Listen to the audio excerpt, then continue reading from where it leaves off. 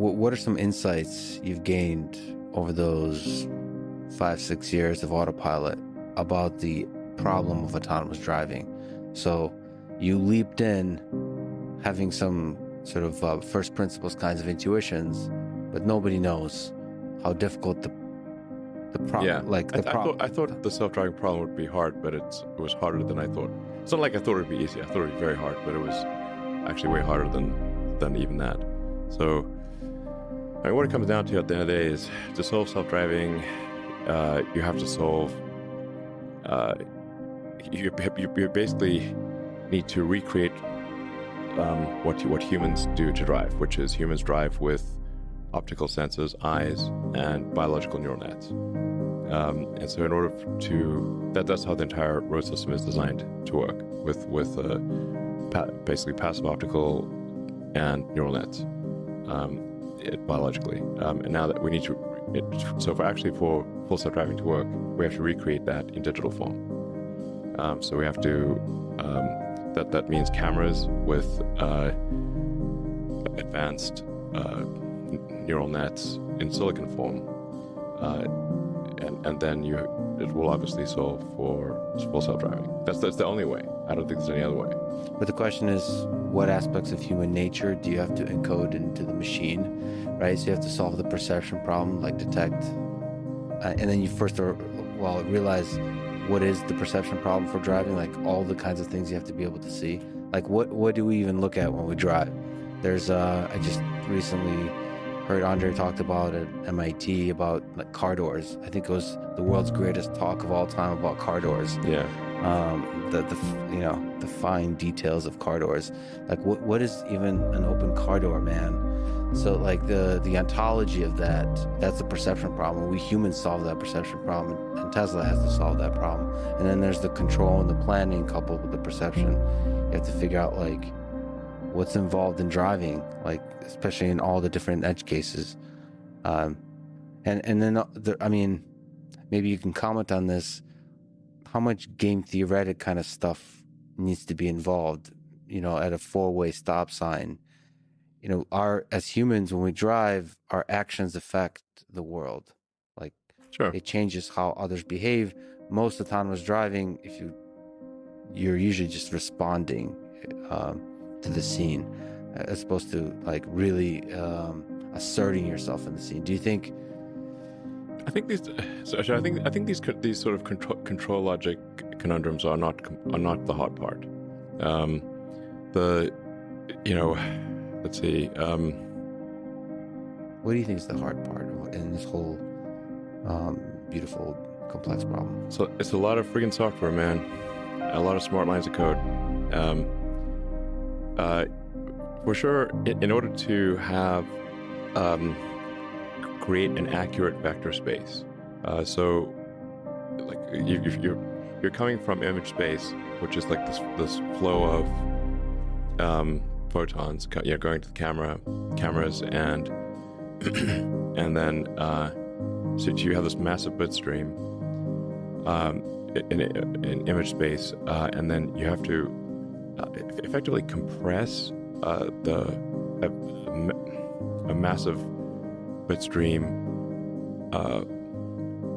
corresponding to photons that knocked off an electron in a camera sensor, and turn that bit stream into vector space. By vector space, I mean like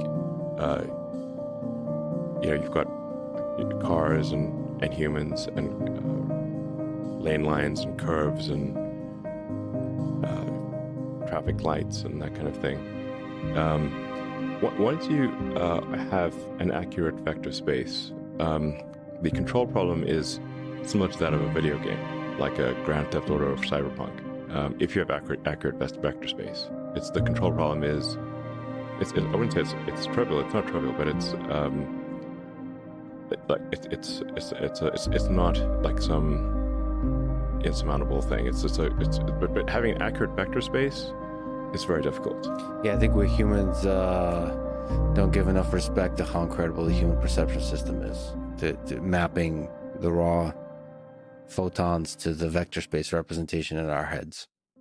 your brain is doing an incredible amount of processing, and giving you an image that is a very cleaned up image. Like when we look around here, we see, like you see color in the corners of your eyes, but actually your eyes have very few cones, like cone receptors in the peripheral vision.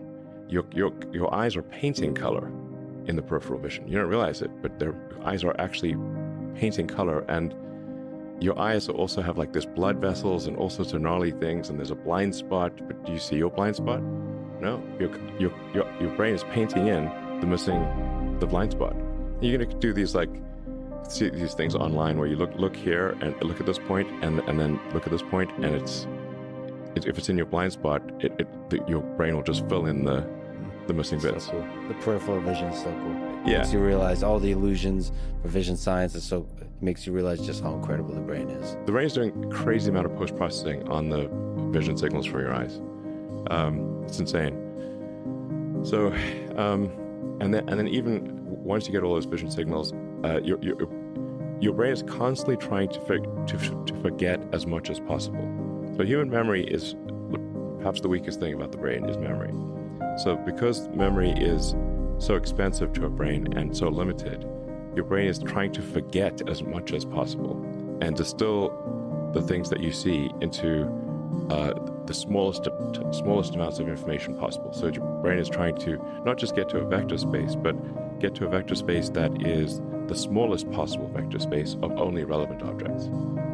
And I think you can sort of look inside your brain, or at least I can, like when you drive down the road and try to think about what your brain is actually doing consciously. And it's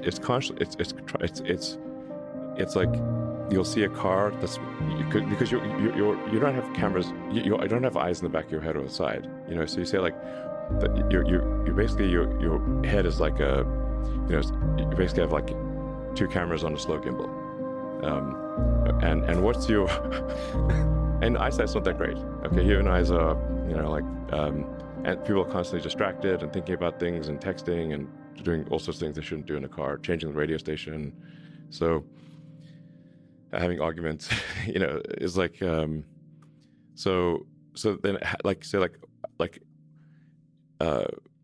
when's the last time you looked right and left and and rearward, or even diagonally forward to actually refresh your vector space? So you're glancing around, and what your mind is doing is trying to distill the relevant vectors, basically objects with a position and motion, and then editing that down to the least amount that's necessary for you to drive. It does seem to be able to edit it down or compress it even further into things like concepts. So it's like it goes beyond, the human mind seems to go sometimes beyond vector space to sort of space of concepts, to where you'll see a thing, it's no longer represented spatially somehow. It's almost like a concept that you should be aware of. Like if this is a school zone, you'll remember that as a concept, which is a weird thing to represent, but perhaps for driving you don't need to fully represent those things, or maybe you get those kind of indirectly. You need to like establish vector space and then actually have predictions for those vector spaces. So like like if like you drive past say a bus and you see that there's people. Before you drove past the bus, you saw people crossing, just imagine there's like a large truck or something blocking sight. But before you came up to the truck, you saw that there were some kids about to cross the road in front of the truck. Now you can no longer see the kids, but you need to be able. But you would now know, okay, those kids are probably going to pass by the truck and cross the road, even though you cannot see them. So you have to have memory.